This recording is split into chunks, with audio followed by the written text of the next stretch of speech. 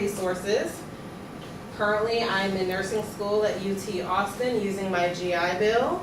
I did do ROTC in high school. I did ROTC in college, and that is how I got my commission as well. So I have been in your place. This morning, we're going to go over nutrition, sleep habits, and actual proper fitting of shoes when exercising. So I'm going to start off with a very big question. How many of you guys ate breakfast this morning? What did you eat? Pancakes. What did you eat? Just a couple pieces of toast. Just toast? Any protein on it? Butter? Peanut butter? No? Who else raised their hand? What did you eat? I ate waffles and sausage. Carbs and protein. About how long ago did you eat? About 2 hours ago? And you guys are about to start PT? Anybody bring a snack? Good. So here I'm working as a school nurse with Heather and Donna, and we've been noticing, especially on your drill days, a good handful of you guys come down to the nurse's office, headache, nausea, very fatigued, and the number one question we ask is, did you eat breakfast? And 95% of the time the answer is no. So with that being said, especially on drill days, you definitely want to eat breakfast. Now I'll go ahead and start passing these out. Do 3 on this side. And pretty much these are a pamphlet that I've created based off of the Army Public Health Command. They have a thing called Performance Triad, based for soldiers. And it's just some helpful tips in there that when you're working out, pre-workout's not just your adrenaline booster that you get from GNC or Total Nutrition. You want to make sure that you're eating breakfast, carbs, protein, fruits, as well as staying hydrated. 2 to 3 cups of water, 2 to 3 hours before your workout. Like the major said, you don't want to just, oh, we're getting ready to go out to the field, let me hurry up and chug a water bottle. You'll probably end up throwing it back up. So as you're waking up that morning, slowly start drinking your water and keep consuming it till you work out. It's the state of Texas. It is hot outside. You guys are lucky because the temperature is starting to cool off in the morning, but it's still going to get hot. The sun is still shining, so you have to stay hydrated. You have to have food on your belly. The combination of working out in the sun, it's going to drain you, and you have to give your body some fuel. After your workout, you want to refuel your body because you just used all of that energy. Carbs and proteins again. A banana with peanut butter, a whole grain toast with peanut butter, a protein bar. But you have to give your body something to refuel the muscles. Once you eat, and you'll notice, you won't be as sore the next day. Why? Because your body has food. So if you don't eat, you're going to lethargic, you're going to be sore, cramping, dehydrated. So in addition to eating after your workout, you definitely want to make sure you continue replacing the fluids that you lost. On average, you want to drink 6 to 8 cups of water. I think that's too little on average, but you guys are very active, so you want to do more than that. I'd probably say drink a cup of water every hour you're awake. Get the big gallons of water, put the lines on. I'm sure you guys seen it on social media. 8 a.m., 10 a.m. Give yourself some goals and measures of how much water you want to consume throughout the day. Next, sleep. We get a lot of people in the nurse's office. I have a headache, and they look hungover because they are exhausted. DVR all your shows, turn off your phone, and get some sleep at night. I'm sure you guys have a lot of assignments, and hope, see, you're going to sleep right here. I mean, it's important because without sleep, you're not going to be able to function. You're not going to be able to focus in class. You're not going to be able to pay attention. You're definitely not going to be able to perform during PT. It will take an effect on your body. One night, okay, yeah, but to continuously lose sleep every night will have an effect on you, your grades, and the relationships around you. You'll become irritable. You'll become distracted easily. And it will hurt your grades. You may not think it won't, but it will. You may want to cram for a test late at night. Do you really think you're going to perform that well on the test? No, because you're probably going to be tired and won't recall everything that you just shoved in your brain in a matter of 5 hours. So in the pamphlet, there's also tips on sleeping and signs of insufficient sleep. Make sure you're not working out 3 hours before you go to bed, because then your body's pumped with adrenaline. Turn off the TV, turn off the cell phone, put those things on silent. No caffeine 6 hours before bed, and make sure you use the bathroom.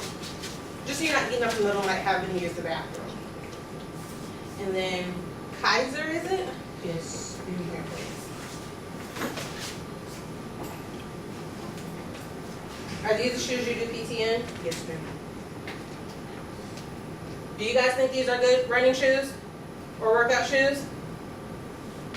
Why?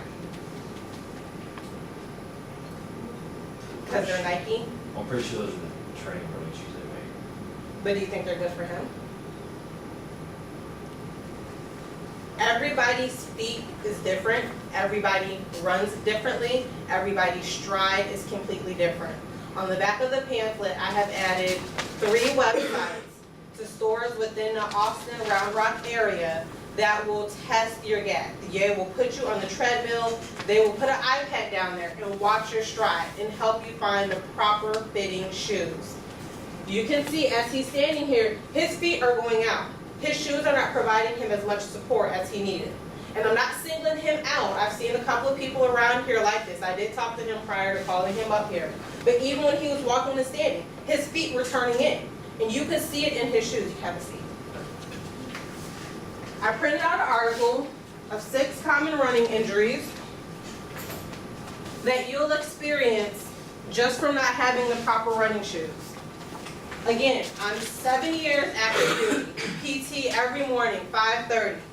I was the soldier out there with the cute Nike running shoes, not worried about my feet. I now have problems going from my ankle all the way up to my hip, which is now affecting my back. Knees swell up every time I run. Why? Because I was worried about being the cute soldier and not worried about my body. Make sure you guys are wearing the proper shoes made for your feet to support you and your body. In a nutshell, because I know you guys have to get up and go work out. Do you guys have any questions, comments, concerns? Proper lunches to help refuel after PT, because it's right in the morning and lunch is around evening, even if you're one. What would be good for us? I bring a snack. Or you mean when you get lunch here? Yeah. What do you guys offer here? I haven't been in the Nachos. cafeteria. Pizza. Sandwiches. Sandwiches, salads, throw some chicken on it, get your protein in it that way. Definitely do a sandwich. You have your carbs and your lunch meat in there as well. And you can always pack a lunch. That's an option too. If you're not liking what they're serving and it's not healthy, feel free to pack a sandwich. It won't kill you, promise. Save you money too. Mason, how much water do you drink a day? Do you drink enough? I mean, I drink like half a gallon to a gallon. Okay. How many ounces in a gallon? I have no idea. Okay. 64 ounces in a gallon. That's correct, right? 8 times 8. 64 ounces in a gallon. What's that look like visually? An orange? Is an orange the volume of a gallon? Come on, guys. How big's a gallon?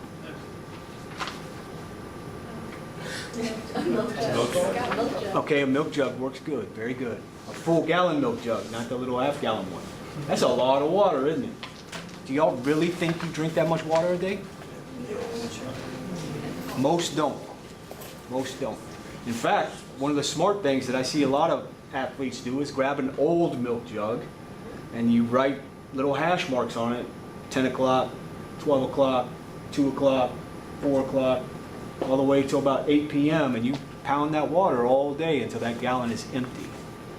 So you start in the morning with a gallon jug and you're walking into class with a gallon of water is basically 8 pounds, but you're walking in with about 8 pounds of water And then by the end of the day, you're kind of none. Another good assessment, how often are you peeing and what does your pee look like?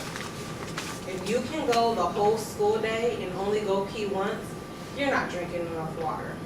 If you wake up, use the bathroom, and you're not using the bathroom again until probably you come home, or maybe once throughout the school day, you're not consuming enough water. If your urine is about as yellow as that poster back there, you're not drinking enough water.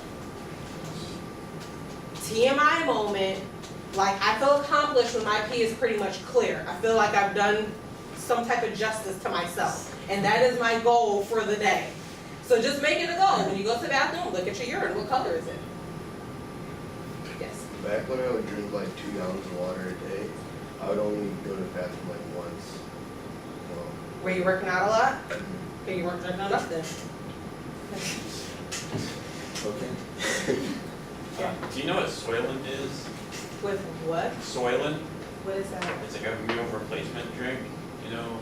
How well that will work? No? I've never heard of that one. It's not based on- And most of those usually only have 200 to 300 calories in it. I think it said 400. Still not enough. Yeah. That's a big meal replacement shake. I've never heard of that one. Which brings me to another point. Sports drinks. Water is the better option. Yes, to have a sports drink on days where you're going to perform a lot and you're going to go out there hard. But don't substitute water constantly with sport drinks. Those are also fueled with a lot of electrolytes that you probably don't even need on a typical day. You don't need on a typical day. Has tons of sugar, it's gonna give you sodium, everything else. Days where you work out, couple of ounces before you work out, maybe after, great, but then get right back to the water. Yes. How often should the average teenager be working out every week? It depends on the actual person. But I would say 3 to 5 times a week is good. I mean, do 3 to 5 times, and you've all heard of the, was it Get Up, Get Out 16, Play 16? Yeah. What's the campaign happening? Yeah. I mean, just get up, go for a walk. It doesn't have to be pounding hard outside. I'm sweating to the point I pass out. You just want to stay active. And you got to clarify that a little bit too. When you say how often should you work out, what are you talking about? Cardiovascular, talking about muscular, strength training, what are you talking about? 'Cause- Just a general thing. So aerobic activity, Ms. Denise is right, about 30 minutes a day. Whether it's a brisk walk after dinner, just to stay moving. Yes. Riding your bike. Oh, that's an awesome one. Low impact too if you have any problems. That's another thing. The Army, personal experience again, ran us to the ground. It's okay to do an elliptical from here and there. It's okay to ride a bike. The constant impact and the wrong kind of shoes, it will take a toll on you. You may not feel it now because you're young, but it will catch up to you. It will definitely catch up to you. Swimming is another good exercise. Works every muscle in the body.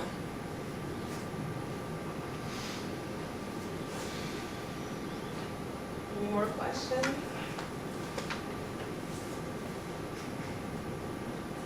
Okay.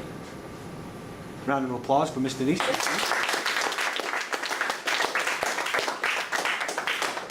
Thank you, Ms. Denise, we appreciate it. Thank you.